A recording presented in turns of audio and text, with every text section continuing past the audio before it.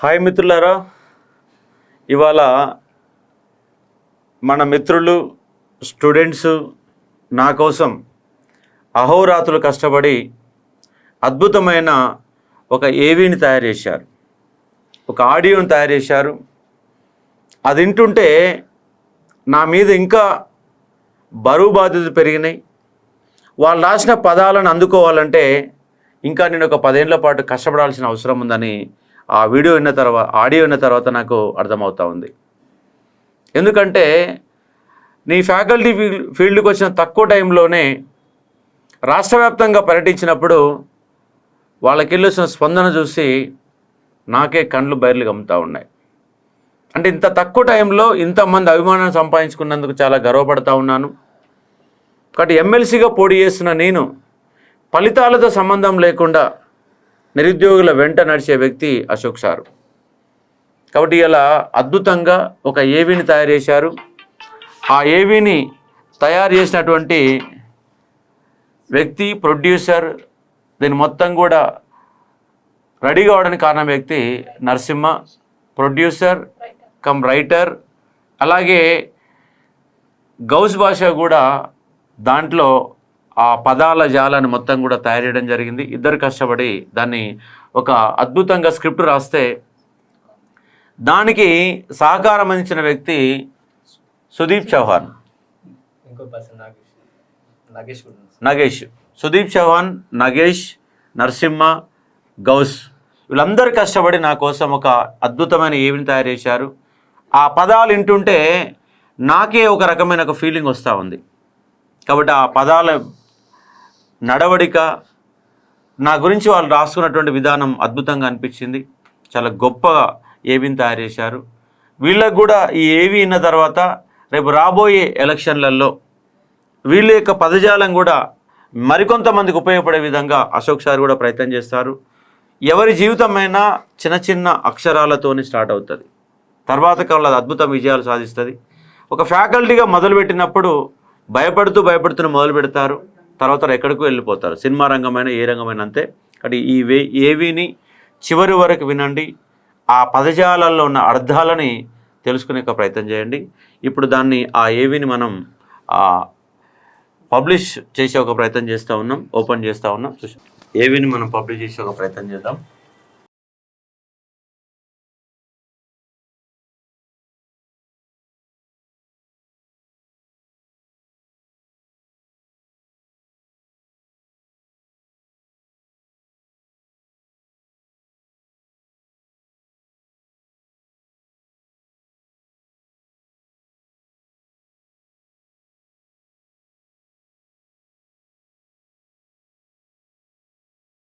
అతను సామాన్యుడు, అనుకున్నది సాధించే అనితర సాధ్యుడతడు.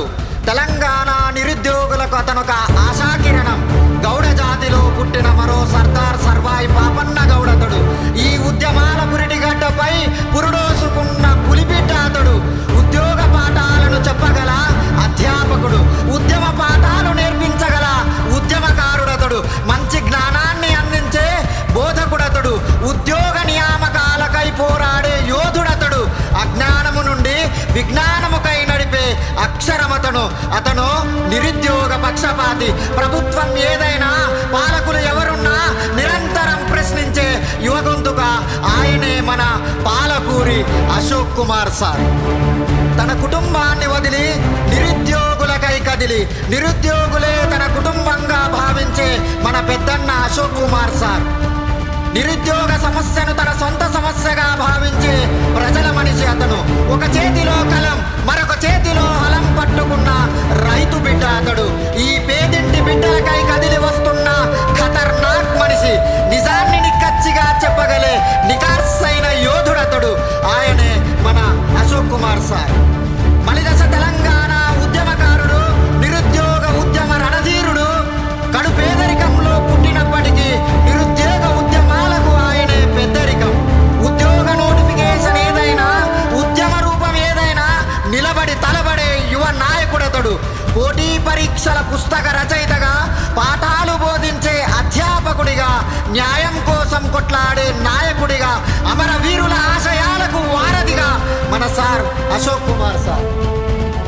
నిరుద్యోగ మిత్రులారా, అశోక్ సార్కి ఎందుకు ఓటు వేయాలి అంటే, ఓ పట్టభద్రులారా, అశోక్ సార్కి ఎందుకు ఓటు వేయాలంటే, నిరుద్యోగ మిత్రులారా, భావి భారత నిర్మాతలారా, మీ తరపున కొట్లాడిందెవరు, నీ వైపు నిలబడిందెవరు, నీకై ఉద్యమించిందెవరు, శాసన మండలిలో ప్రశ్నించే గొంతుక ఎవరు, నిరుద్యోగ సమస్యలను లేవనెత్తే నీ హక్కులకై పోరాడే వ్యక్తి ఎవరు?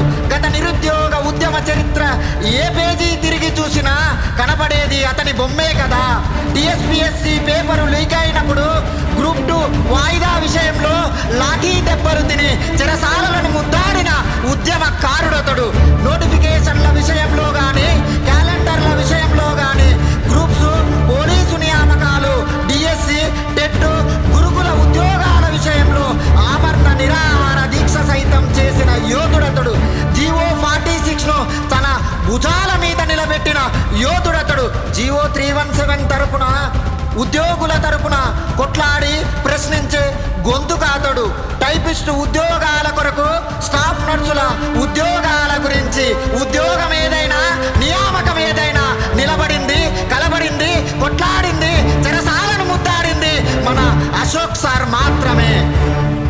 ప్రభుత్వంపై వ్యతిరేక పోరాటం కాదు ఇది, పేదింటి నిరుద్యోగుల హక్కులకై ఆరాటం ఇది.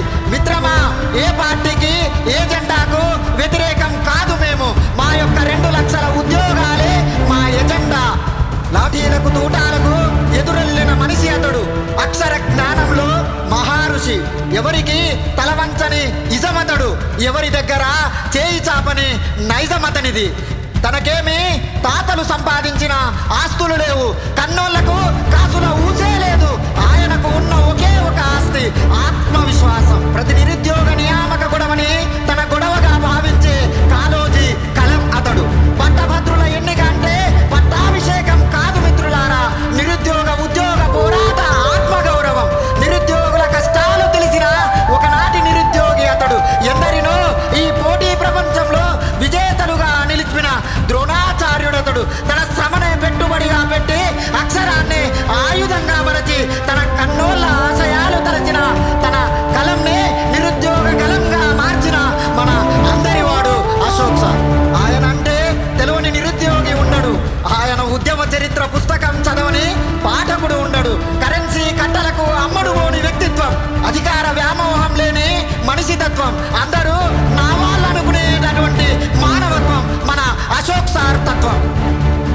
నేను గెలిచినాక కూడా ఏ పార్టీకి అమ్ముడు పోనని తాను రాసినటువంటి అక్షరాల మీద ప్రమాణం చేసిన నవయుగ రాజకీయ నాయకుడతడు. ఓటు హక్కు రావడానికి కనీస వయస్సు 18 సంవత్సరాలు.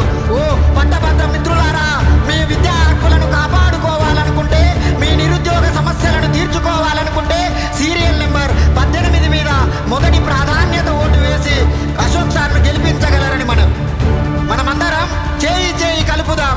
నిరుద్యోగ చైతన్యం అనే ఆయుధంతో అశోక్ సార్ని గెలిపిద్దాం. అశోక్ సార్ని గెలిపిద్దాం.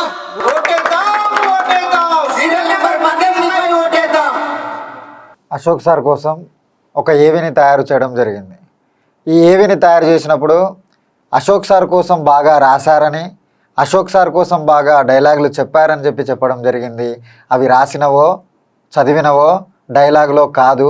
అశోక్ సార్ మా కోసం కొట్లాడుతున్నటువంటి కొట్లాటకు గనక గొంతిస్తే ఆ గొంతే ఈ గొంతుగా మారింది. ఈ నిరుద్యోగం అనేటటువంటి అంశానికి ఒక రూపాన్ని గనక ఇవ్వాలనుకుంటే, ఆ రూపానికి వర్ణించాలనుకుంటే అది ఏవి రూపంలో మాత్రమే చెప్పడం జరిగింది తప్ప అది అశోక్ సార్ మీద ఉన్నటువంటి అభిమానంతో, ప్రేమతో రాసినటువంటి పదాలు. కాబట్టి దీన్ని ఆదరిస్తారని ఆశిస్తున్నా. Thank you sir. యాక్చువల్గా మీరు మా కోసం చాలా కష్టపడ్డారు. నేను రాసేటప్పుడు ఒక 2-3 లైన్లోనే స్టార్ట్ చేసేటప్పుడు ఎక్కడి నుంచి మొదలు పెట్టాలి, మీరు మా కోసం ఎక్కడి నుంచి ఎంత ఫైట్ చేశారు, జైలుకి వెళ్ళారు, లాఠీ దెబ్బలు, అప్పుడు చూసి ఏం చేయలేని పరిస్థితి. సార్కి ఏదో రకంగా ఎలాగైనా మన చదువుకున్న పర్పస్ మీద మనకు ఏదైనా హెల్ప్ చేయాలని మా ఫ్రెండ్ సర్కిల్ అందరూ అనుకున్నాము. అప్పుడు ఇలాంటి కొన్ని చెప్పలేని వర్డ్స్ ఉన్నాయి సార్కి. నిరాహార దీక్ష చేసేటప్పుడు ఆ ధర్నా సమయంలో అయితే సార్ని ఎలా లాక్కుని వెళ్ళారంటే అప్పుడు ఏడుపు వచ్చింది నాకు. అప్పుడు రాయాల్సింది, కాకపోతే సారు మా కోసం నిలబడుతుంది కాబట్టి సరైన సందర్భం వచ్చింది. ఇలాంటి టైంలో కదా మనం రాయాల్సింది, ఇదే కదా మన సార్కి ఏదో ఒకటి మంచి గిఫ్ట్ ఇవ్వాలని మా స్టూడెంట్ తరఫున అందరూ కష్టపడి రాశాము. Thank you sir. First of all Ashok సార్కి చాలా చాలా థ్యాంక్స్. ఎందుకంటే ఒక నిరుద్యోగి యొక్క శ్వాస అనేది ఎక్కడ ఉంటుందో అక్కడ సార్ యొక్క గొంతు ఉంది ప్రతిసారి. ఎందుకంటే మమ్మల్ని ప్రతిసారి మా గురించి ఆలోచించి తన స్వలాభం గురించి కాకుండా నిజంగా ఎవరైతే మట్టి నుండి మాణిక్యాలు వస్తారో ఆ మట్టి నుండి మాణిక్యాల యొక్క మాటలు ఎలా ఉంటాయో సార్లో అవి మాకు అగుపించాయి. దాన్ని ఎలాగైనా మేము ఈ పట్టభద్రుల ఎన్నికల్లో మా తరపున నిలబడ్డారు కాబట్టి మేము మేము నిజంగా ఆ ఎమ్మెల్సీ క్యాండిడేట్ వెళితే మా గురించి మాట్లాడేవారు ఎవరని ఆలోచించినప్పుడు సార్ యొక్క మాటలు మమ్మల్ని తలుపు తట్టాయి మా మనసుని.